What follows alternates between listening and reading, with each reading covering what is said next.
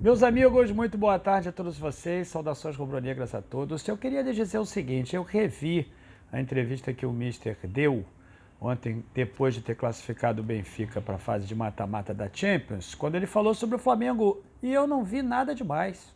Ele apenas disse que realmente está concentrado no Benfica, e realmente tem que estar, porque o contrato dele vai até julho. O que ele vai dizer? Ele vai dizer que a prioridade dele é o Flamengo naquele momento, quando ele é profissional do Benfica? Ele vai dizer que quer ir para o Flamengo tão logo seja possível? Ele vai dizer que vai rescindir o contrato com o Benfica daqui a uma semana para poder vir para o Flamengo e aproveitar essa lacuna, essa vaga de treinador que o Flamengo tem aberto? Não tem por que dizer uma coisa dessa. Ele vai dizer que realmente ele vai vir para o lugar onde vão lhe dar valor e lá não lhe dão valor. Eu achei até, eu diria, uma entrevista bem decisiva da parte dele quando ele disse o seguinte: olha, todos os clubes pelos quais eu passei, os torcedores depois desejavam o meu retorno, como é o caso lá no Flamengo. E hoje eu estou vivendo uma fase diferente aqui em Portugal, que pode ser que mude. E realmente muda, porque o futebol, já falei para vocês, é um organismo vivo. O futebol vai mudando conforme os resultados. Se o Mister agora no sorteio de segunda-feira tem sorte, pega uma equipe que possa ser vencida pelo Benfica e o Benfica se classificar para as quartas, tudo muda. Se o Benfica agora no mês de dezembro vai jogar 2 vezes contra o Porto, se o Benfica vence essas 2 partidas, muda o ânimo lá também. Futebol é assim, meus amigos, vai mudando conforme o resultado. O próprio Palmeiras, a torcida estava execrando o Abel Ferreira. Foi o caso do Palmeiras nos vencer e hoje o Abel é quase que o idolatrado por todos os torcedores do Palmeiras, que antes da partida não tinham confiança nele, na maior parte do seu contingente. Então, meus amigos, tudo muda. O que não pode acontecer é o Marcos Braz ser assodado nessa escolha, que foi o que aconteceu das outras vezes. Eu quero repetir aqui para vocês, nós falamos sobre isso nessa live, que aliás foi muito boa dessa madrugada, com temas muito importantes, com discussões sólidas que foram apresentadas por vocês. É muito importante entender que das outras vezes houve muita pressa do Marcos Braz. Ele realmente se apressou muito, se antecipou, foi muito ansioso e trouxe treinadores sem um mínimo de análise e estabelecimento de critérios de escolha. Aí veio o Domi, depois veio o Rogério Ceni, depois o único disponível era o Renato Gaúcho, e nós vimos o que aconteceu. E dessa vez não pode ser diferente. Por exemplo, tem alguns nomes sendo ventilados que, no meu entendimento, são precipitações. Eu acho que isso precisa ser mais trabalhado. O nome do Vitor Pereira, o nome que agora está em voga lá no Flamengo, eu tive lá hoje de manhã, só se fala agora do Eduardo Berizzo. Cara, o cara acabou de realizar um trabalho mal sucedido na seleção do Paraguai. Não é um treinador vencedor, é um treinador que já passou por alguns clubes, especialmente lá da Espanha, mas não é um treinador vencedor. Não era um treinador que eu realmente traria, assim como o Valverde também. Então tem que escolher com muita calma. Talvez seja até melhor para o Flamengo estudar, pagar uma parcela de multa para poder trazer um treinador que esteja empregado. O próprio caso do Carvalhal precisa ser muito bem estudado para poder saber se vai dar certo ou não.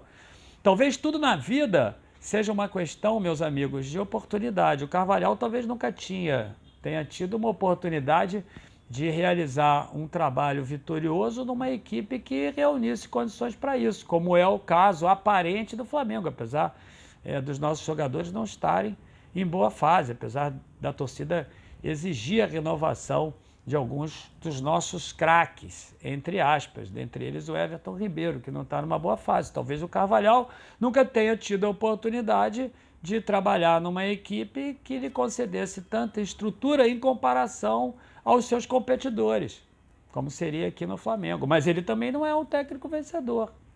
E ser vencedor, meus amigos, é muito importante, porque ser vencedor é passar por etapas que aquele que não ganhou, de fato, não conseguiu ultrapassar.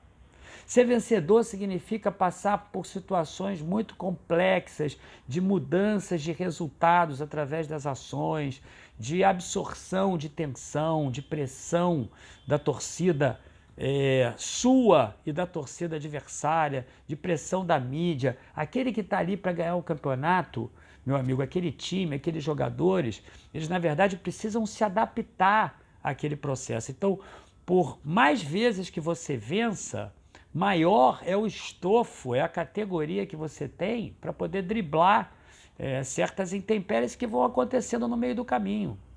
Vencer pela primeira vez é muito difícil, mas vencer por 3, 4, 5, 6 vezes é algo, meu amigo, que condiz com um treinador que o Flamengo quer. Por que isso? Porque já passou por toda a sorte de situações que foram relatadas por mim agora. Ou vocês não concordam? Vencer, meu amigo, significa romper paradigmas às vezes. Quando você tem que substituir jogadores que sejam muito renomados por outros jogadores que, na verdade, estejam em ascensão. Vencer significa, por exemplo, ter promovido um processo de transiência do jogador da base para o time titular de maneira muito bem feita. Vencer significa a adoção de determinadas opções no elenco para poder driblar, por exemplo, um problema que todos os clubes, todos os treinadores têm com lesões, com fadiga muscular, com necessidade de poupar jogadores. Vencer significa criar soluções para as armadilhas que os adversários impingem. Vencer significa ser o alvo a ser batido.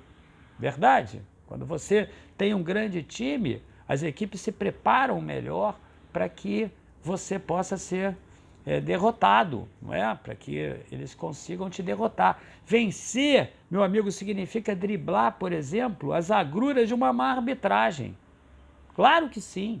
Ou não? Viu que o Flamengo esse ano passou? Passamos por problemas de arbitragem o ano inteiro. Vencer significa, meus amigos, realizar as escolhas certas para você poder rechear o teu elenco de qualidade. Significa você eliminar tudo aquilo que, ou ao menos tentar minimizar todos os problemas que acontecem. Então, contratar um treinador vitorioso significa minimizar risco.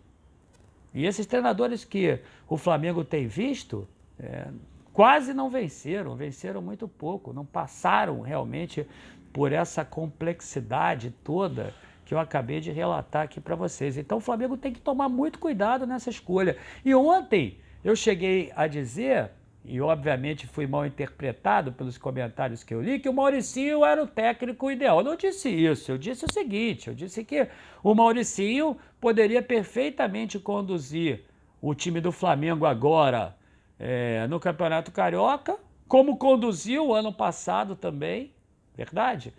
Até que esse treinador chegasse, até que ele fosse escolhido com calma. Não precisa sair por aí agora, batendo de porta em porta, para poder contratar o treinador, porque a história mostra que isso mesmo no Flamengo nos prejudicou em 2020 e 2021. Por que o Mauricinho não pode jogar contra o Botafogo, não pode jogar contra o Vasco, jogar contra o Fluminense? Será que é tão complexo assim enfrentar esses times?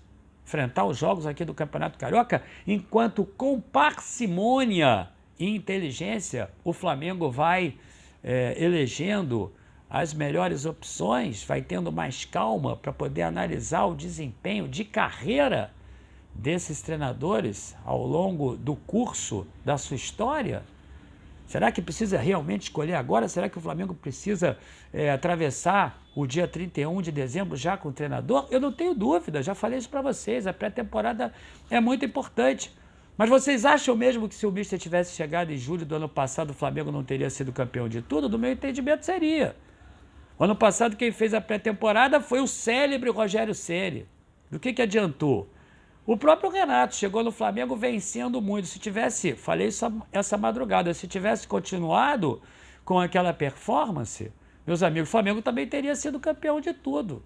De uma hora para outra parou de funcionar. Mas a pré-temporada nos primeiros jogos do Renato, ela não teve nenhuma serventia. Aliás, a pré-temporada conduzida pelo Ceni, é que acabou fazendo com que o Flamengo perdesse tudo esse ano, pelo erro do Landim de mantê-lo. Viu? Então, o Flamengo não pode incorrer novamente nesse risco. Não tem necessidade de contratar o treinador agora. Parem para pensar. Deixa o cara ali, o Mauricinho, conduzir o Campeonato Carioca e vai fazendo com calma. Daqui a 60 dias o Mister pode sair. O Mister não está bem lá. O Mister também não quer ficar. E o Flamengo está em contato com o Mister. Vamos ter calma para que nós tenhamos o ano de 2022 bastante vitorioso. Esse dia de hoje tem um jogo do Flamengo às 9h30 e eu não vou fazer live depois. Vou gravar um vídeo para poder dizer para vocês quais foram as minhas impressões da partida. Tem muita gente que acha que não vale nada mesmo, mas o Flamengo vai botar dentro de campo aí alguns jogadores que podem ser muito úteis para o Flamengo no ano de 2022, meus amigos. Também pelo aspecto da comercialização. Nós sabemos que o Flamengo extrai recursos da venda de jogadores da base. Esse jogo de hoje é muito importante sim, vai ter casa cheia lá. Então vou gravar um vídeo para falar sobre as minhas impressões e deixar a live para amanhã à tarde. Tá bom? Então até mais tarde no vídeo que eu vou gravar. Saudações rubro-negras, pense com calma aí, companheiro rubro-negro. Não tem necessidade de romper o ano agora já com o treinador escolhido de forma precipitada, como já aconteceu, e o Flamengo se deu mal. Saudações rubro-negras.